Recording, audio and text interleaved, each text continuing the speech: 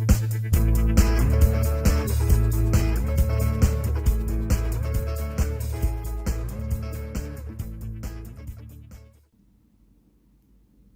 everybody, Bentley Compost Guy, Christy here again. What you see in front of you are two of my set it and forget it bins.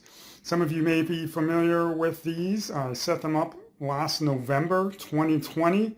Exact date was November 11th, 2020. It is now March 31st, 2021. So these bins have been sitting for more than 4 months, which is definitely longer than I had in mind originally. But the big idea, as the name implies, was to create these systems that could be completely maintenance-free.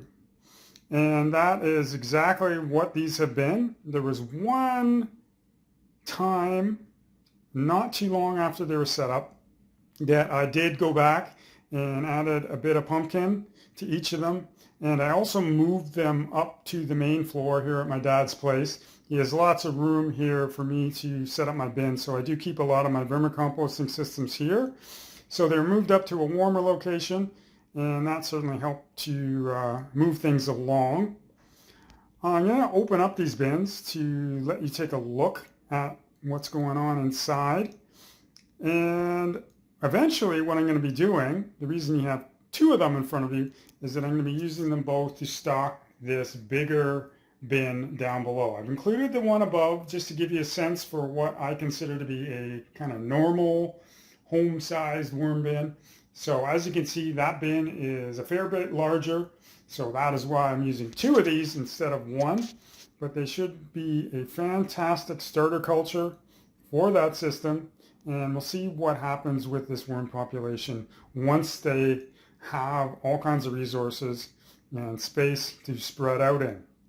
All right, so let's just open them up and we'll take a look. Doing a one-handed video as always here. So you can see, hopefully you can get a good idea. You can at least see just how far down the level has dropped. And I'll aim to include a photo that shows the original as I left it back in November. The level was very much up close to the top. Not surprising, of course. 4 months has a way of doing that. I'm just going to one-hand it once again.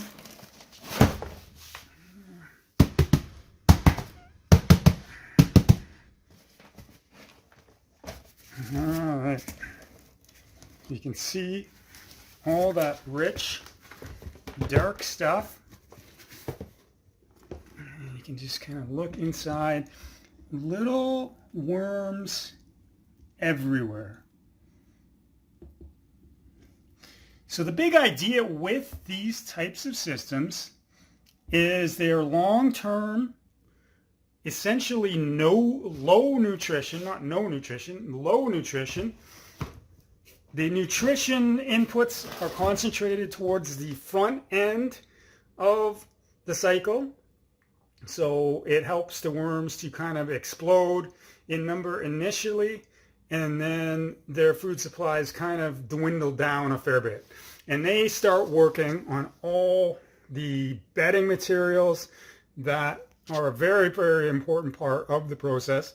And look right in front of you. I mean, this, I'm going to provide the links to the blog post all about setting this up, but this had cardboard and paper and all kinds of stuff like that in it. And you can see now it's really, really rich, earthy stuff. Now, one thing it did receive was a fair bit of mulch, grass clippings, and fall leaves. So I'm seeing some stems in there and whatnot, but I know that there was a nice layer of corrugated cardboard down at the bottom for sure. And I'm not seeing, I mean, normally it's very, very common, even months later, it's not uncommon to find some of that down on the bottom. Now I'm going to scrape this out properly, but for now, I don't want to stress the worms out too much. So let's just, again, apologize for this. Now you can see lots of leaves up at top. So they are still there, but very, very sunken down towards the bottom. Quite moist down towards the bottom. Now some of these bins have a decent number of isopods in them. The isopods are amazing at shredding up these leaves. Millipedes as well. Some of you probably seen my Uber Natural blog post and maybe video by now. That's a system where these other critters are absolutely going to town on these carbon-rich materials. But the worms themselves, they're not super talented at breaking that stuff down. So here we go. All right.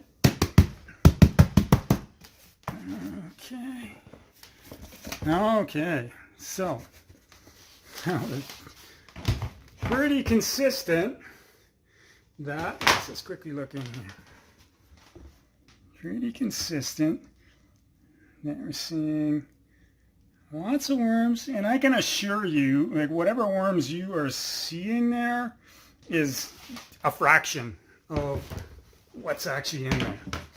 Okay, so you can see worms everywhere, but they're tiny, tiny, tiny worms.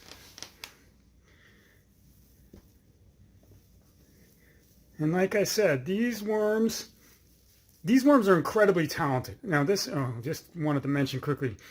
So in this one, finding a bit more of the paper-based bedding.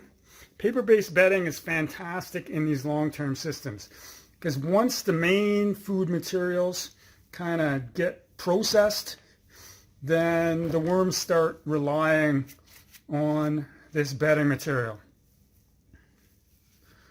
But no, these worms are highly, highly adapted for this type of situation, taking advantage of resources and conditions when they're favorable, going crazy, breeding, all the rest of it, and then being able to bide their time when things get, not quite as favorable. It wasn't really rough conditions for them. They still had nice warm conditions. They had bedding and whatnot, but this is exactly what these composting worms are designed for. Okay, so this mix, this 2-bin mix, is just prime culture, ready to go. And when it gets added to that other system, I may show how I set that up in another video. I'm not sure. Maybe I'll just do it with photos in the blog post. But whatever the case may be, there'll certainly be some updates relating to that system. But once these things are in there, this mix, plus some bedding, plus some food waste, and we get back into some vermicomposting action, we are going to see a serious population growth explosion. And I'm sure these worms are going to grow in size. Not that that really matters, but it's going to be much more of a normal scenario, but exactly what these worms are adapted for. And I think it should be interesting to see what happens over the next few months. All right, so I just want to provide you a bit of an update with what happened to these set it and forget it bins. Incidentally, for those of you who just feel like having some compost, I mean, you look at that stuff. I could screen the worms out, whatever the case may be, and that would be some fantastic compost as well. It happens to be a great starter culture, and that's what I'm going to use it for, but just wanted to mention that as well. All right, I hope you found this interesting. Once again, this is Bentley Compost Guy Christie, and we'll be talking again soon.